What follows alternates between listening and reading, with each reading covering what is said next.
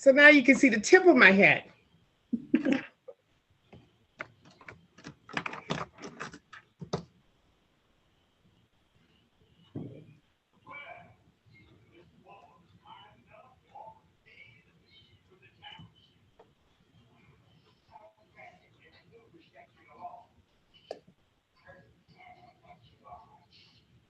We're ready, Madam Chair.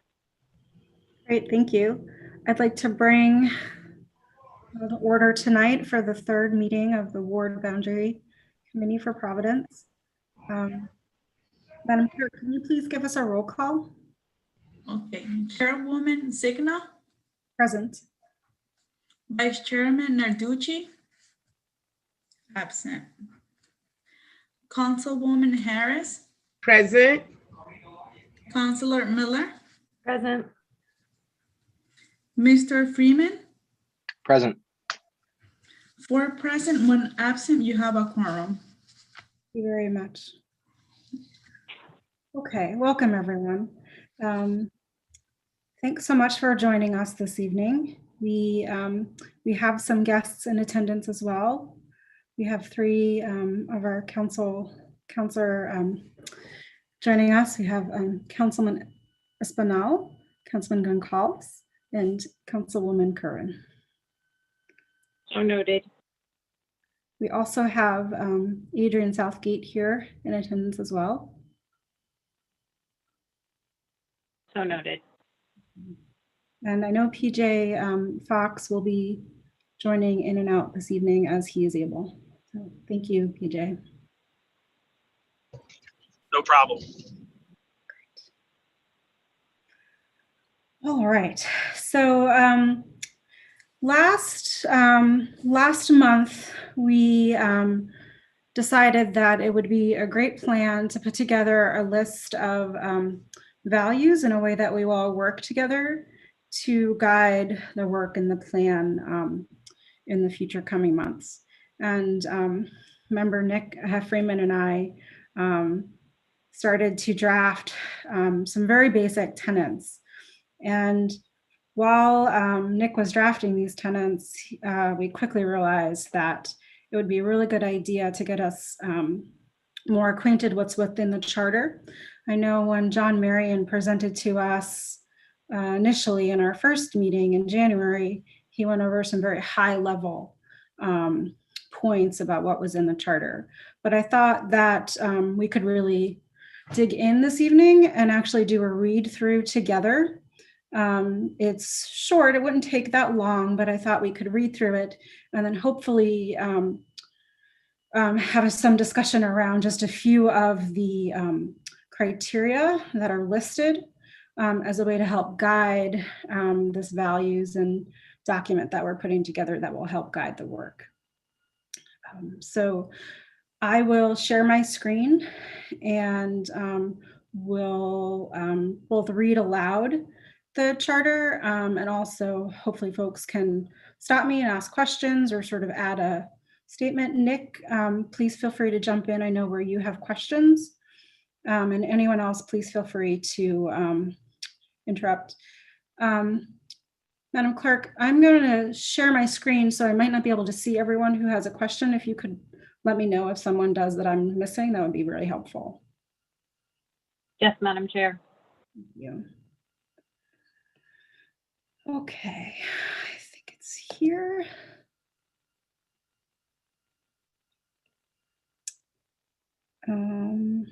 Actually, hold on. I have to go here first. There we go.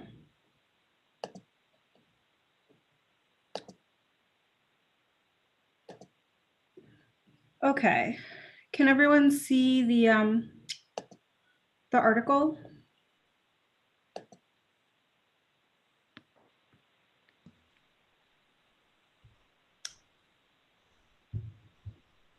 Can you see that my screen?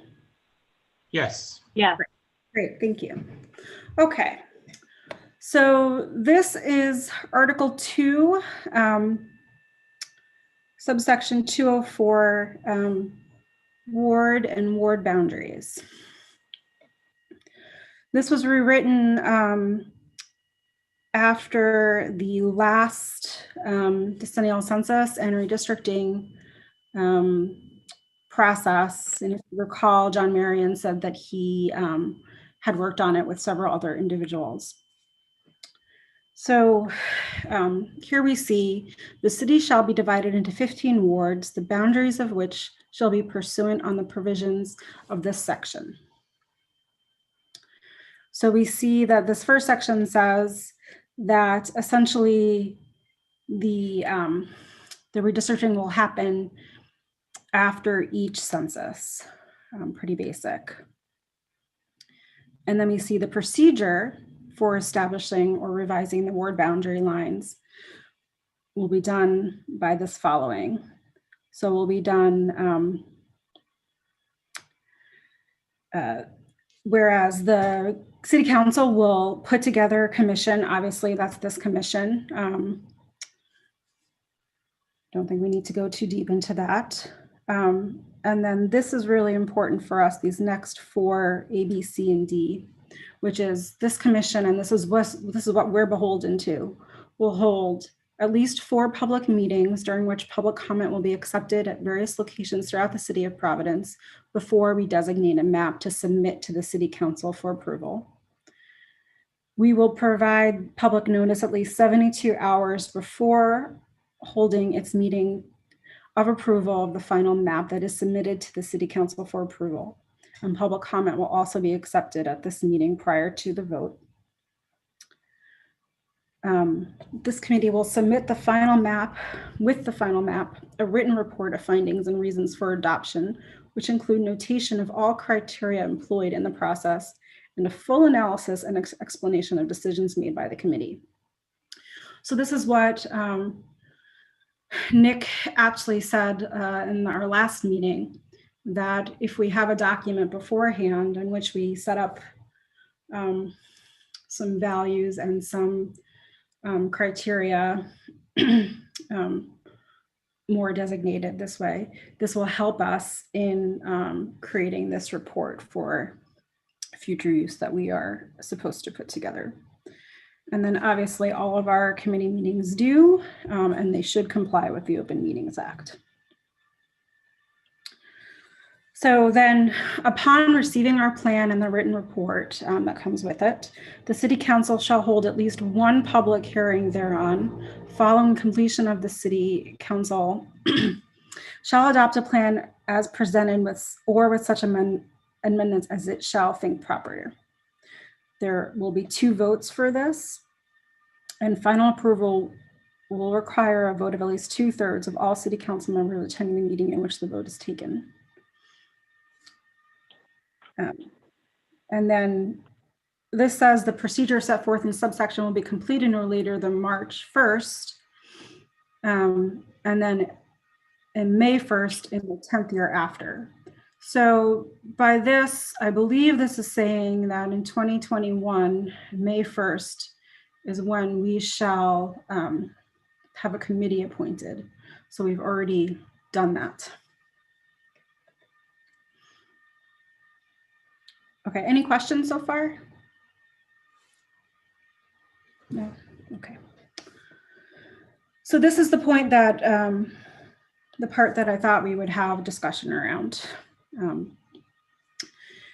In this subsection, this lays out the criteria for or how these boundaries will be drawn. So the first is equality of ward populations as far as practical. So what this means is that we should try to divide each ward into nearly identical populations. Now that's not obviously going to be possible down to the very 1 person, but we should try as much as possible. And we can see where the discrepancies might be. So whether it be 10 or 100, I think we might want to set up some boundaries and guardrails for ourselves as what we might or may not be comfortable with as far as what would be equality or not. Nick, did you have any thoughts on this? Yeah, thank you. So a staffer working for the council 10 years ago, the consultant city hired was pretty clear on, that on this he wanted to use a certain percentage variance off of the perfect average. And I think that makes a lot of sense. I think that as we talk about this, there's multiple different ways. You can read the Brennan Center report that got emailed around to us. You can read some other people in other places. There's lots of different ways to measure how close the wards are to each other. But to me, I think the simplest thing to do is to, when we get the census data, we'll get the total population of the city, and then we divide it by 15. And that's the ideal ward population. In a perfect world, each ward would be exactly that. But recognizing that it may not even come out to a whole number and that it's difficult to do that while not breaking up block groups and things. But then we set some sort of percentage where we say, wards can be 3% higher or 3% lower than this, or 5%, and just set a standard ahead of time. So we say that's our wiggle room, but make it pretty close. I wouldn't want to say 20%, and then we'd have wards that are really giant between each other. Something simple like 3 to 5%. I think 5 probably makes sense, but this group can discuss that and decide what we think the right number is. There are some other options, like in some places they want to make sure that the biggest ward is no more than X% off the smallest ward. I think that gets a little complicated. The easiest thing to me is just to say this is the ideal average ward, and we're going to try to keep them all within 5% or X% of that. Thank you. I appreciate that. It might be interesting to go back to look at the data from 2010 and just to figure out what it wound up being the last time. We could even do that for 2002, just to see. So I'll put that on my list of things too. Yeah, and I would just like to say that it probably does make sense to give the commission some notion as to what the variance actually looks like. But 3 to 5% of what number? I'm not really sure what the ward sizes were 10 years ago, or as you say, 20 years ago. But let's take a look at that and see what the variance would be. Because I think if you get into numbers that turn out to be 1,000 voters, that people may feel a little uncomfortable about it. Sure, absolutely. I think that this is going to have to be informed by what the numbers on the population of Providence are in the end. If the city's closer to 200,000 than to 180,000, we're going to have bigger wards and we're going to have a larger variance between them. We just have to make sure we're evidence-based as we do this. Yes. Great. Okay. Anyone else have any thoughts on how we might approach that?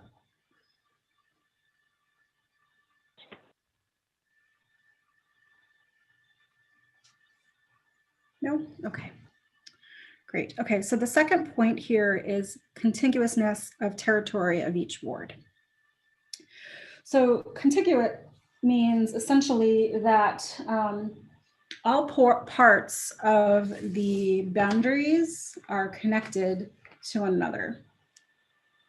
Another way to put it, or it is put in the literature in the Brennan Center report, is that there's no crossing of boundaries. So if you were driving a car, you wouldn't necessarily cross a boundary to get to another ward. We know in Rhode Island this is hard given some of the water and other various configurations of land that we have. But that is sort of a goal. Nick, any thoughts on this? Yeah, so again, my experience with the Ward Boundaries Committee 10 years ago sort of informed where my mind went to this. I think pretty much all reasonable people will agree that we shouldn't have a ward that has a pocket in Silver Lake and a pocket in Fox Point. That would be a little strange. They should definitely connect. But the question of what's really contiguous comes up when there are major physical or natural boundaries in the way. And so, like our chairwoman just mentioned, we have bodies of water. I wouldn't want to have a ward that contains part of Washington Park and part of Fox Point and say, oh, well, they're both connected by the water, therefore it's okay. I don't think that's what we mean by contiguous. I think that would be doing a disservice to the people of Providence.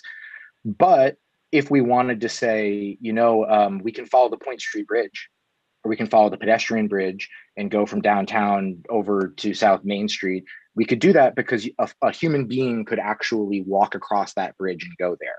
Or our Vice Chairman, Councilman Narducci isn't here today, but if we wanted to go across the Hawkins Street Bridge and cross the highway there, I think that would be legitimate. But if we just said, oh, we're going to take this neighborhood that's on the other side of 95 and connect it to this side of 95, even though it'd be physically impossible for somebody to walk within that ward or drive within that ward, that's a bigger thing. So I was going to suggest that maybe we come up with some sort of a standard of there must actually be a physical connection that would allow someone to make that crossing on foot or by vehicle.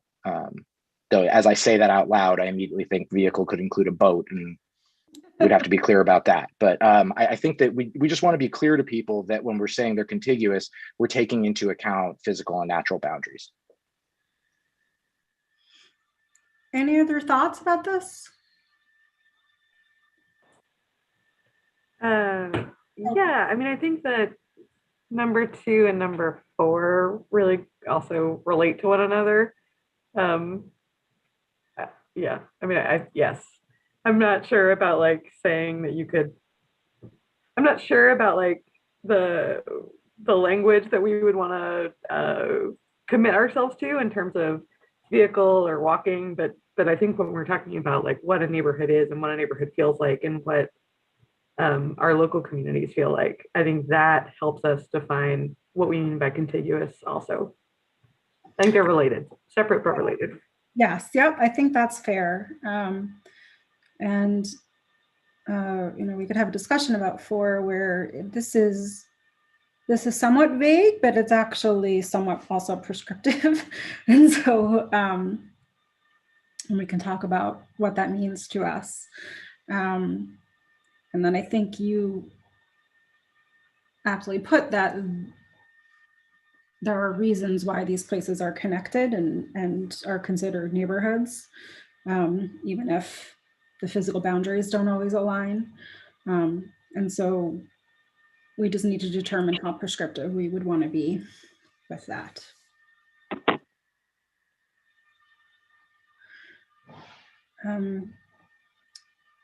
For number 3, the wards shall comply with the Federal Voting Rights Act. And I was reading in the Brennan Senator report where, so Section 2 of the Voting Rights Act is that there's a prohibits any voting practice or procedure that results in the denial or abridgment of anyone's right to vote based on race, color, or minority language status. But to prevent vote dilution for these reasons. So these could also technically be considered communities of interest, which again relates to Section 4. We would, again, want to be very prescriptive about how we think about that. Nick, I know you had some thoughts about this as well.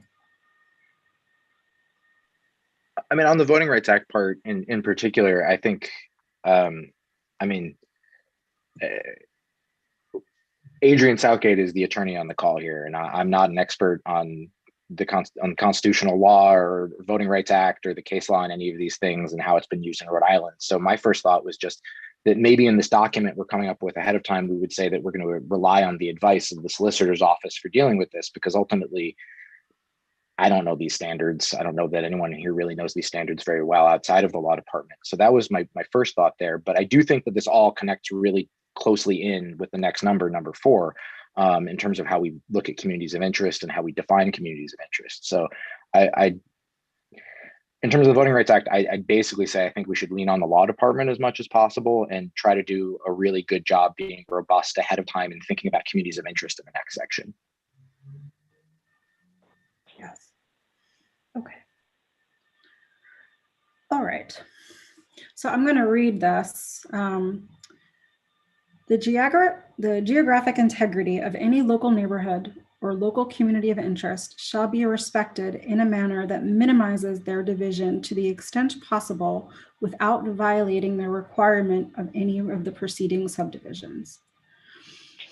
A community of interest is a contiguous population which shares common social and economic interests that should be included within a single ward for the purpose of its effective and fair representation. And then the authors go on to list examples of such shared interest are those common to an urban area, an industrial area, and those common to areas in which people share similar living standards, use the same transportation facilities, have similar work opportunities, or have access to the same media of communication relevant to the election process. Communities of interest shall not include relationships with political parties, incumbents, or political candidates.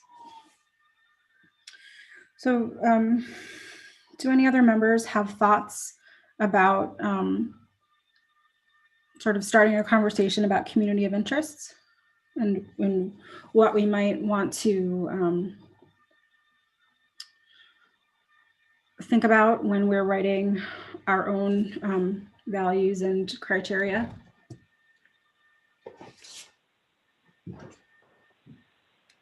And we won't, this is not held to stone. This is more of just starting a conversation to think about it. I think we need to sort of read what has been given to us and then think about what we might want to include. Jessica, may I? Of course, yes. Actually, when I got to that part about, the community's interest and shall not include relationships with political parties, I understood why John said that were important to make a deal out of that. How do you avoid that? How do you know that that is actually being practiced?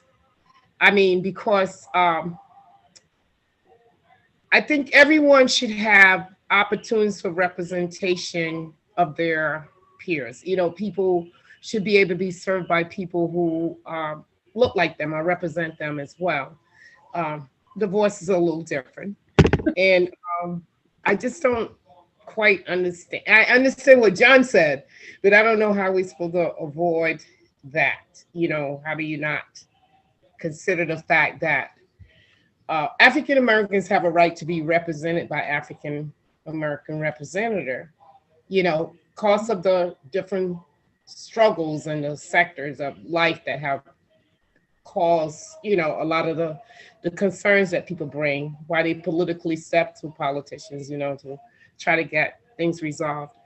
So in a way, I understand that we should not be gerrymandering.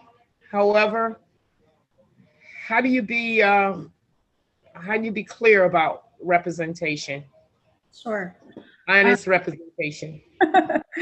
Well, I think for this in particular, we would want to be agnostic about the past political affiliation of ward members and of the people who live in that ward.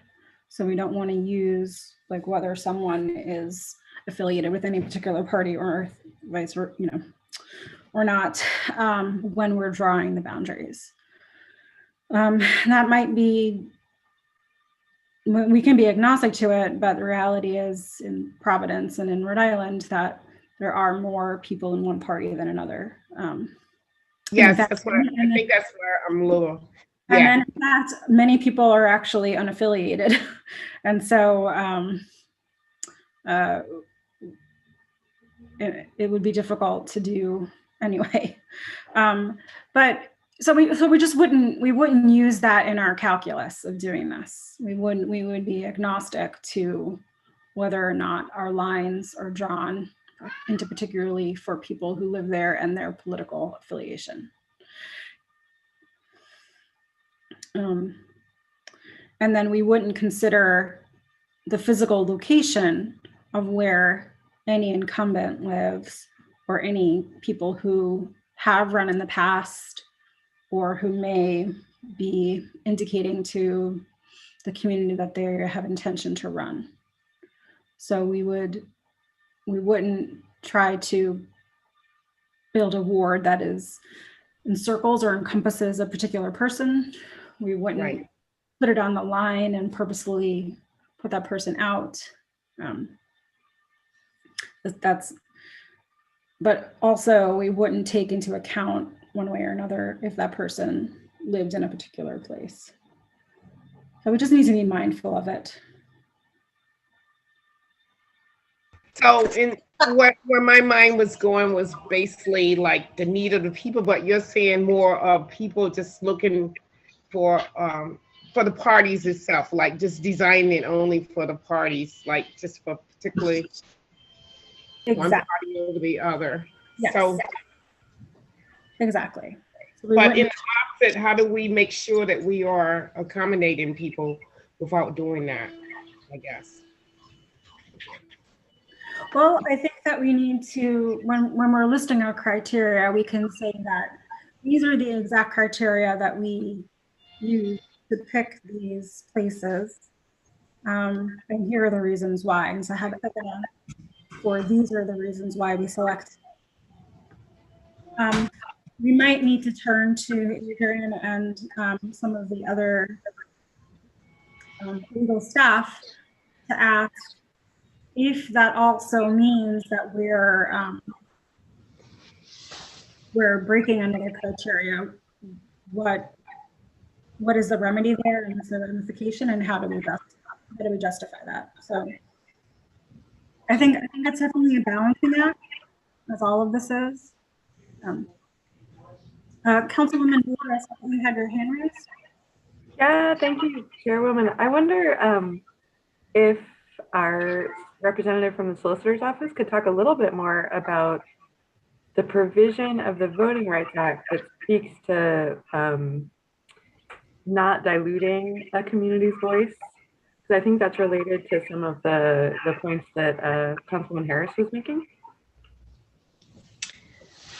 Thank you for giving me the opportunity. I have to be frank with you to say that I have not reviewed the Voting Rights Act in preparation for the meeting, and I'm happy to give you a memo before the next meeting. But as you were discussing this particular provision, what jumped into my mind is that we have to bend over backward not to do the other thing, which is to balkanize and segregate our populations, of persons of color or any other existing community of interest. I could definitely see that the countervailing argument would be that we've decided that there's going to be a Dominican ward in the city or whatever it might happen to be, and we're going to have to make sure that there might be a ward that has a lot of Dominicans in it, but we cannot say that because that's a community of interest, we're just going to put all the Dominicans in that ward. And you see the issue, of course. And so how that all plays out with the Voting Rights Act, which of course is really designed to address a slightly earlier form of discrimination, I'd like to give you a memo on that rather than just guessing. Thank you. Sure. Councilwoman Curran, I see your hand is raised. Yeah, thank you, Chairwoman. I just wanted to say, I think that Councilwoman Harris made a really good point, and I share her sentiments in a lot of ways, and I just wanted to echo that. Of course, we don't want to be drawing these ward boundaries in ways that, benefit individuals, especially politicians, but I think there's also this side of it that Councilwoman Harris kind of touched on, and because some of us as counselors know these wards very intimately because we knocked all of the doors in the neighborhood, we know when there are like weird one-offs in our ward that we're like, why is this even here? It's like so in a street that's so ingrained in another person's community in another ward, and you're like, this street has nothing in common with the other, thousands of people I represent. And so I think there's like a fine line between, being political, but also kind of recognizing that as counselors, we have these inherently political, I guess almost inherently political information and knowledge from campaigning and from knowing our communities really intimately. And so it's like, how do we use this and bring it to all of you? And how do we, tell you about these weird one-offs that don't really benefit us as counselors and the community, while also not being political. And I think that's really important. And that's something I definitely want to have future conversations about, because it's been my experience that there are not necessarily non-contiguous parts of my ward that I represent, but there are parts that, like aren't necessarily like very free flowing in as a community, like there are just areas where it's like, I don't know why this is here. And I think that's important to bring up.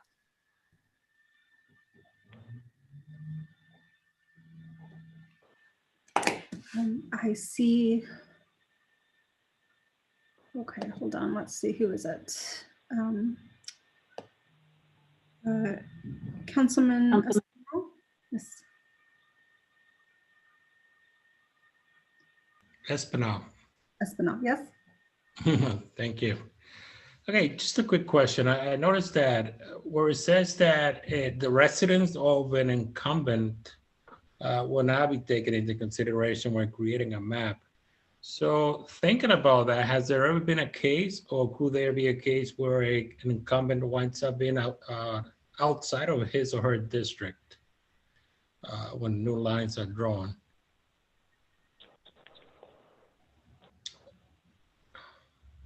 I don't know if that has happened here in Providence. I Or think anywhere? it definitely has been used some other places. That's the reason why it's here, is because it definitely is used as a tool in some other places. I don't have any specific examples, but I believe that John Marion did discuss this, and it is discussed in literature that this is something that sometimes happens. I don't, Nick, do you remember? That's actually very interesting. So you're saying that for whatever reason, I wind up being in someone else's district. Well, Ward 11 and 9 are the closest to me since I'm 10. So for whatever reason, I wind up in Ward, let's say 9, where I live at, which would be the closest to my residence. So I would automatically no longer be representing Ward 10 unless I move. I mean, that is how the moving of boundaries has been weaponized in the past. Again, I do not know if that has happened in Providence. There are cases of that in other parts of the country. It's definitely been done. If I can chime in. Yes, Thank you, Chairwoman. There are a few really famous cases going both in one direction or the other. In the middle 2000s, in Texas, they were actually forced by federal courts to redraw their congressional maps because there had been a gerrymander to favor one party over the other, and a whole bunch of Democrats were moved. Their homes were moved out of their congressional district, so then they had to compete against each other or compete against a very popular Republican. And so that was sort of, oh, wow, they were looking at where the incumbent was and moving that person to that person's disadvantage. Then there are a bunch of other federal cases from other places where the opposite was done, where they used the data, where they knew where the incumbents lived to then try to protect the incumbent and, add more people of that incumbent's party or likely voters supporting that person into the ward. There have also, or into that district. There have been other situations, not necessarily in Rhode Island, but famous cases where, a person runs for Congress or runs for office over and over and over again, and a person doesn't want to have to face that challenger again. And so they use the challenger's address in the process to say, can you move the line over so they're in somebody else's district? And I think that what this part of the charter is getting at is that we don't want to be in the business of doing either of those things. We should just be agnostic to where people live and think about this in terms of the communities and the overall Providence community. To some of the points that Councilman Kerwin was bringing up, I totally agree. Not necessarily discontiguous within specific wards, but there are wards right now where you go, wait a second, this street really feels like it's part of a different neighborhood than the rest of this ward. And I've lived in both ends of Councilman Kerwin's ward at different times in my life, and I don't know too many people when I live near Benefit Street who are hanging out near Davis Park, but they're in the same ward. So I think that that's sort of how we can think about communities of interest. And to me, this brings us back to the first meeting we had with John Marion, where he was talking about the districtr.org tool and how you can draw communities on there, and they encourage people to draw communities. I think that's a tool we could use this summer. We could encourage people all over Providence and say, draw us your community. What do you think of as your community? And maybe even give them this definition that's in number 4 and say, using that as a guide, draw for me what you think your community is. And then when we get enough of those together, we can start to say, 80% of the people who gave a community around Smith Street include these parts within their community. But then there are these other parts that sort of, some people include that in downtown. Some people include that more in, towards the North End or Elmhurst. And then we can use that as a guide by actually listening to what the people of Providence tell us their community is. I think that would be a really interesting and engaging the public way to go about this. I think that's a great idea. I'll say that some of you may recall the Making Connections survey and Making Connections work that was done in Providence last decade through the early 2000s. And one of the tools that the Making Connections did was survey, and they surveyed the community 3 times. And the first time they surveyed the community, they actually did it in person. They surveyed in Olneyville and Upper and Lower South Providence. And in person, they actually brought maps of the neighborhood and even beyond the neighborhood, and had the person's home listed right on the map. And they asked the person to draw what they thought their neighborhood was, and then to name what they thought their neighborhood was. And then researchers took all of that and digitized every single drawing and line, and they looked for areas where people agreed and areas where people didn't agree. And it was fascinating to see the agreement of this, and also what people thought the name of their neighborhood was. So getting a little off topic, but very interesting stuff. So we even have a little bit of a historical document, even if we were to look at that and then look at what people give us this time around.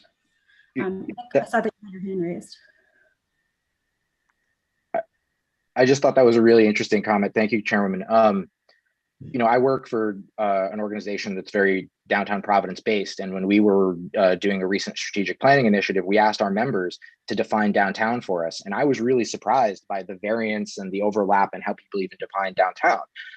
And then, Councilwoman Harris, Deputy Leader Harris, many years ago when I worked for the council, I remember the Trinity Square, I think it was or charrette, I think they called it, and they actually asked all the participants to draw what they thought their neighborhood was, and exactly what the chairwoman just said, name it.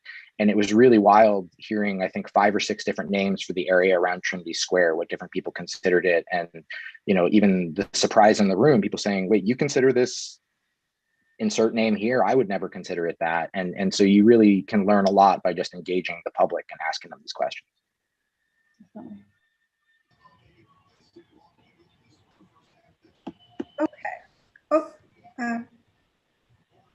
Yeah, I just wanted to say, and I'm glad, Jessica, you brought up Making Connections. We seem to forget. I was doing that era at times, so was Councilwoman Miller. And we seem to forget those tactics usually work, and it's a form of investment in our community, in our neighbors.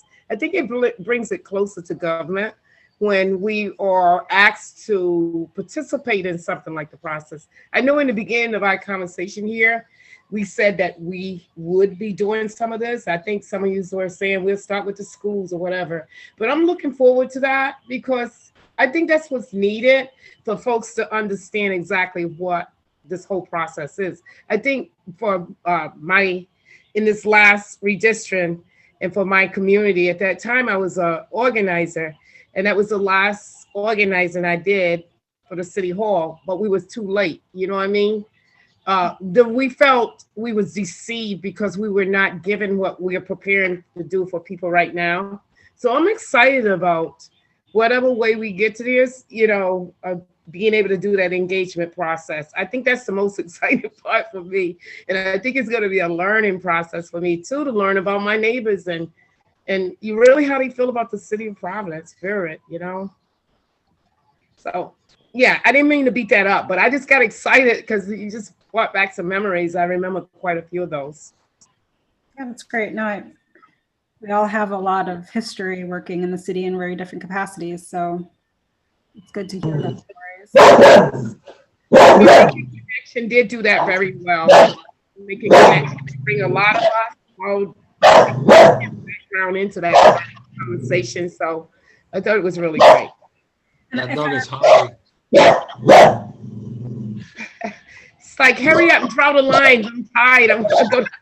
If I recall, in part of the Making Connections in Providence, 10 cities across the country, and in Providence, part of the rule was registration, I think.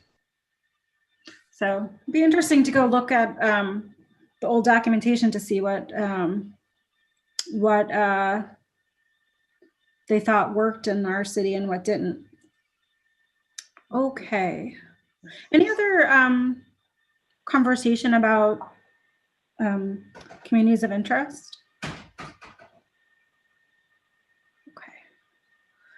Madam Chair, I just want to point out that other council members have joined the meeting if you wanted to acknowledge. Yes, thank you. Let's see. Oh.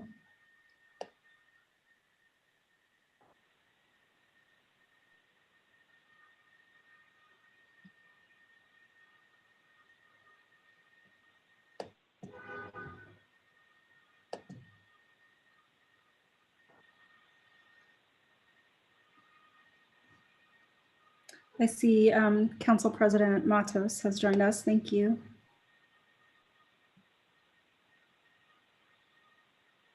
Council President, I see you have your hand raised. Would you like to speak? I was trying to help you, and I noticed you were trying to identify who was here. So if everybody else can do the same thing, so you can find us.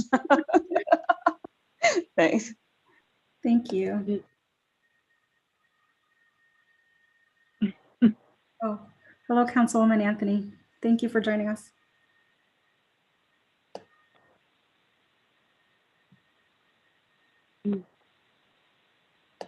She does have her hand raised. I don't know if she wishes to speak. Oh, no, I just wanted to say thank you very much. Happy to be here. Nice to see everyone. A very good discussion.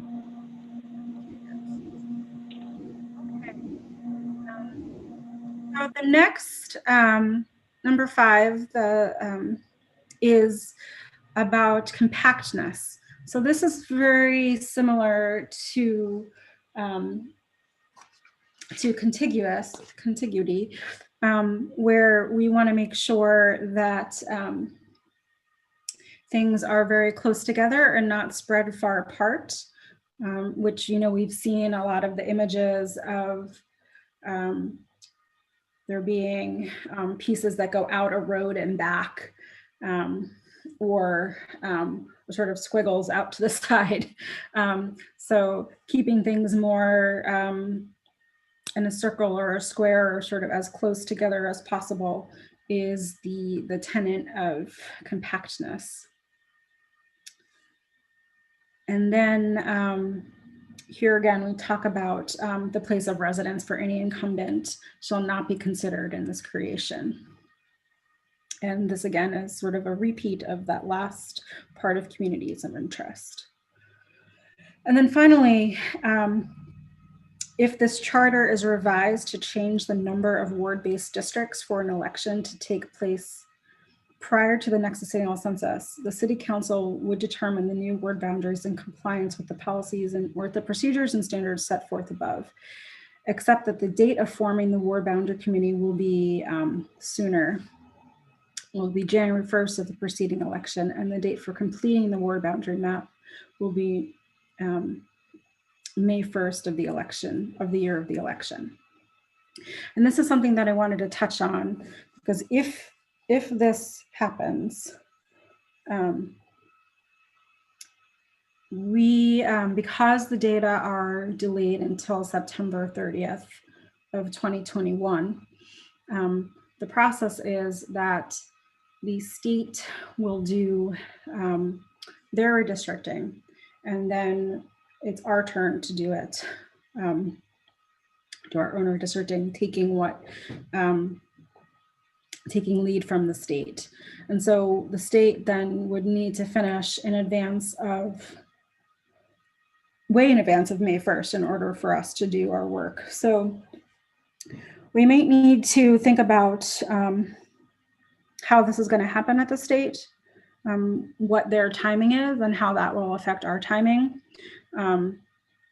We need to plan and to determine the steps that we can take in advance of the state completing their work and steps that need to wait until after. And I will be frank with you all that I'm not entirely sure of those at this moment. I'm not sure if Nick does know those. Clearly, I'd like to learn where and what we can accomplish before the state accomplishes its redistricting. If anyone has any insight into that, that would be helpful here.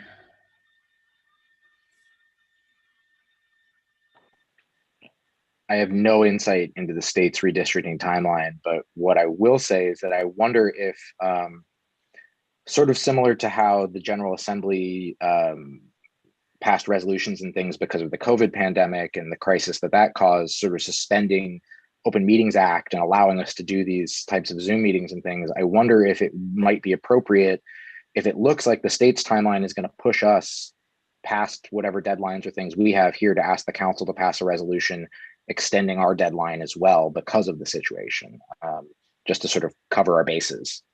Sure. So I know, I appreciate that. It's a good, we will keep that in mind. I know that because our state primary is quite late in September, this is one point in time where having a very late state primary actually becomes useful. Still, people need to declare candidacy, and I know that our counselor members of the committee stress that it's important to know which district you will be in and who your constituents will be for the purposes of deciding to run for office, and then obviously campaigning and registering to do so. So I do think that there are dates that we need to keep in mind and to think about a timeline for those things. And so I might call on PJ and Sean to help me and the vice chair think about what that timeline is and dates that we all need to keep ourselves to. And then of course that will help with the crafting of any resolution that may need to be crafted. Chairwoman, this is PJ. I know Sean is keeping a close eye on it, and I've already been putting some thoughts into suggestions for you for the committee. Great, thank you. I appreciate that. No problem. Okay. Nick, do you feel like we have more information now, great information now to help us move forward with that document? I'm feeling confident that we do. I do. I'm feeling pretty good. I think we've covered a lot here in conversation. I do have a question that I'd like to pose to the solicitor, and I'm not. If you can't answer it tonight, right now, that's fine. But Adrian, as I was reading through these 6 criteria that we just ran through, it seemed to me that there's a little bit of a priority for these built in the way that it's written.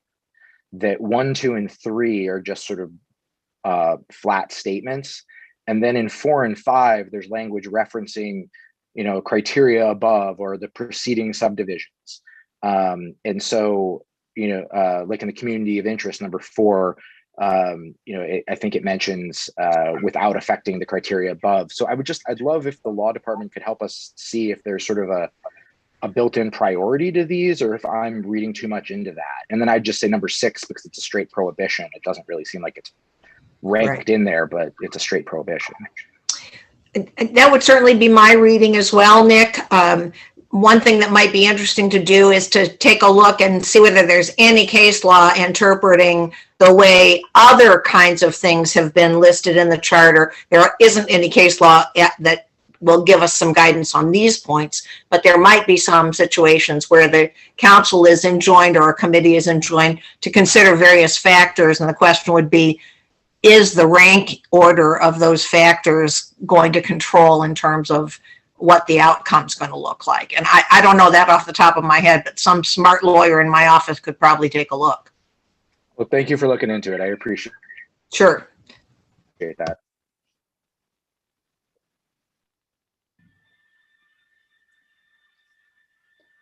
Do any other committee members have thoughts about that?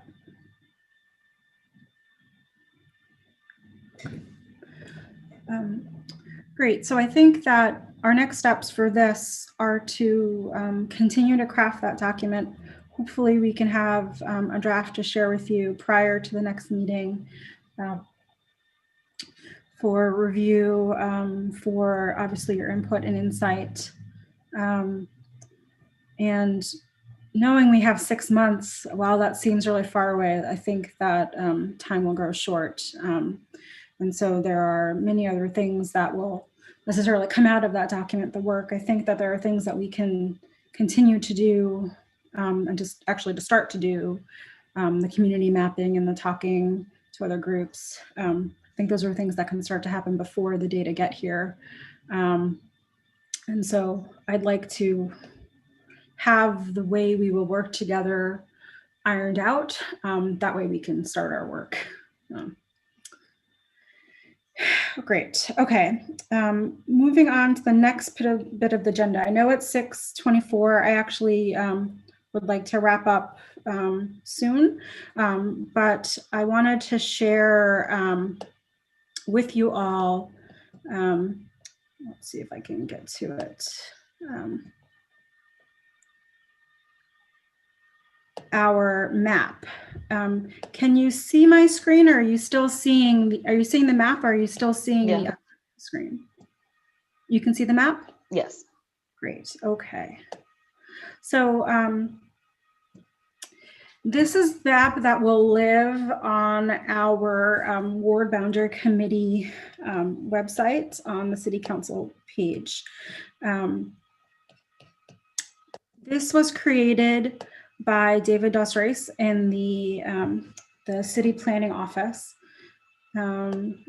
He was gracious enough to lend his time to build us this tool.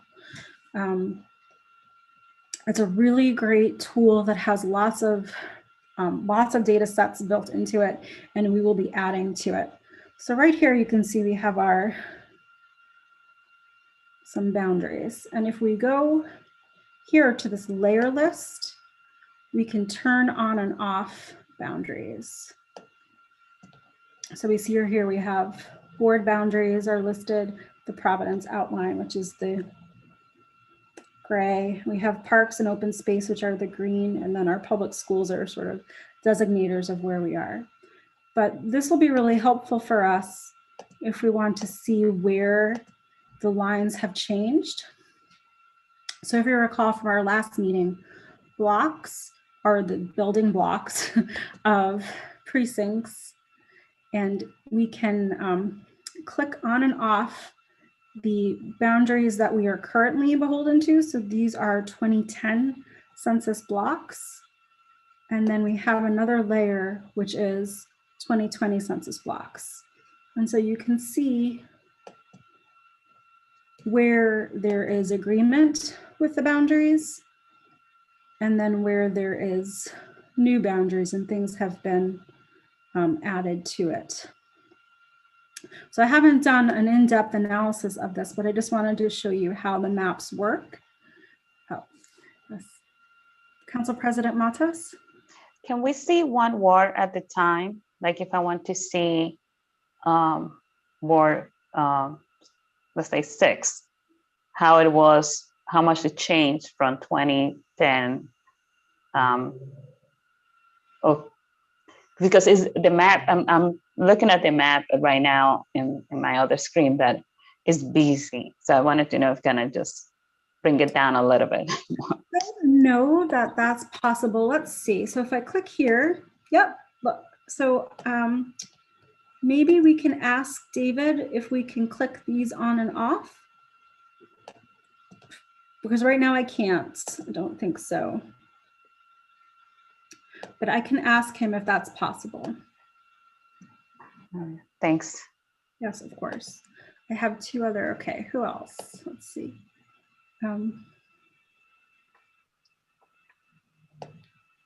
Councilman Goncalves? Thanks, Madam Chair.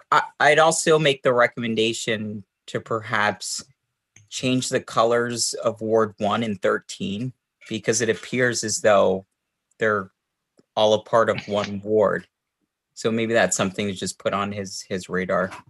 Sure.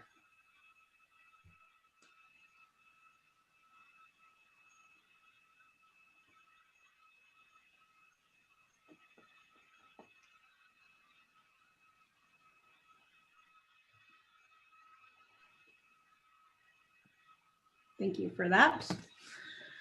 It's always hard when you have so many colors. And I asked him to change the 2010 and the 2020 blocks so we could see the differences. So these are going to help us. So essentially the red are going to be the building blocks of our new ward boundaries. I sat in a presentation a few weeks ago for the Rhode Island GIS group, and Kimball Brace from Election Data Services, who actually redistricted for Providence last year and last time, and who has currently holds a state contract again for this redistricting, explained that he worked with the Census Bureau throughout the country and in Rhode Island to help fix some of the issues that we have with our census boundaries. So if you recall, the green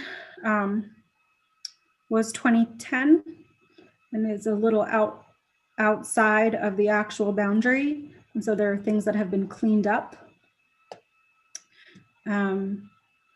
I was impressed with a lot of the work that went into fixing boundaries. And I am hopeful that these will be a really good basis for us to work on. I think that there are, so you see here, there's some changes to streets that are included in blocks that had not been excluded in certain places. So really great. I'd love for you all to sort of dive in deep and look into your neighborhoods and see places that have changed, what's different, what remains the same. That way, when we are set to do this, we have a really good understanding of how things might have changed. Does anyone have any thoughts or questions about this? Madam Chair, there are two hands raised. Great, I can't see them. Could you mind calling on them? We have Councilor Miller, who's had her hand raised. I apologize. No worries. Yeah, I wonder if it's possible to go in and add the boundaries at the last redistricting after the, what was that, 2011, I guess. So that would be these ward boundaries. That's the current ward boundaries, no? Yes, and that is what. Oh, sorry. Then I mean the word boundaries prior to the last time we changed. Sorry. Okay. Phrasing that better. So I will say that I'm not sure that we have those digitized, but I definitely will ask David if those exist. And of course, we can add them in if they do. Jessica, that was going to be my exact same question, if we could get that. And in terms of the digitization, the ones from 2000 to 2010 are definitely digitized. I did it for the council, and I actually went back and scanned the 1990 to 2000, and I believe it was 83 to 1990, those ones as well. So they're all somewhere on file someplace because I scanned them. Institutional memory right here. That's great. Okay, so we need to get old shape files from some floppy disk to David. And I'm wondering if I used to work at ProvPlan, which is now DataSpark, and I can definitely ask them if they have these, because I feel like it was Jim Luke at ProvPlan who did the scanning with me, so they should have it. Okay, yep. That's actually when I was at ProvPlan, so I will talk with Kim Pearson to see if she can share those if it doesn't have them.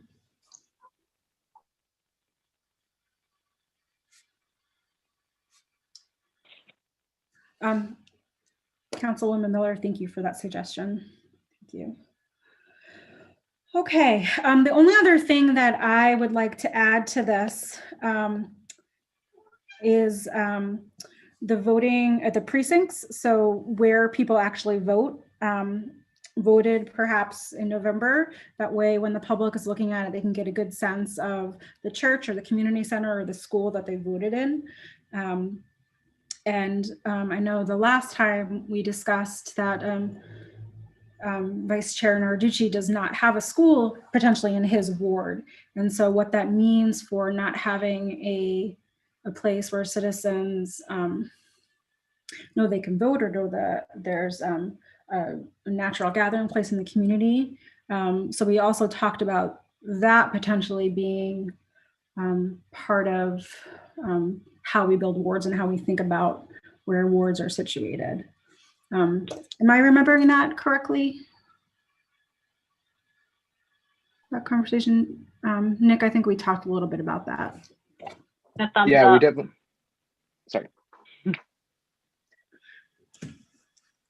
No, we definitely talked about it last time. And then as I was thinking about this in between meetings, I was thinking of it in terms of maybe almost two categories. Try to say that, you know, as far as practicable, we want to ensure that there's at least one place that's suitable as a polling place, and at least one place that's suitable for other types of civic engagement. Like, and those could be different things, right? A polling place could be a firehouse, but that may not be the best place to have a neighborhood meeting. So I was thinking about it in terms of two different standards that way, but I think it's something we can discuss and we can build into a document for the next meeting. Okay, so then the only thing left on the agenda is any upcoming new topics relative to the future. Does anyone have any other thoughts about that? I know we actually discussed the future a lot tonight, but does anyone else have any other ideas they'd like to talk about next month? In addition to this document that we are referencing, and I'm going to stop sharing my screen here. Any other thoughts for our immediate next steps for our immediate next meeting? Okay, so then I think we'll stick with maybe showing the actual website next time. I know Ziggy's working on an outline of getting the website running. We'll have those additions to the map and then a document to again, maybe walk through and step through, and then hopefully timelining. I know Deputy Majority Leader Harris is very keen on timeline, and so am I. And so we can start bulleting out those things. We will likely receive memos from the solicitor's office in that time, and maybe have some more information about timing from Sean Bouchard. So we likely will have a pretty packed meeting for the next few times. Tina, Madam Chair, yes, we're thinking alike. Yes, our next scheduled meeting would be Tuesday, April 27th, if that works for everyone. Yes, it works for me.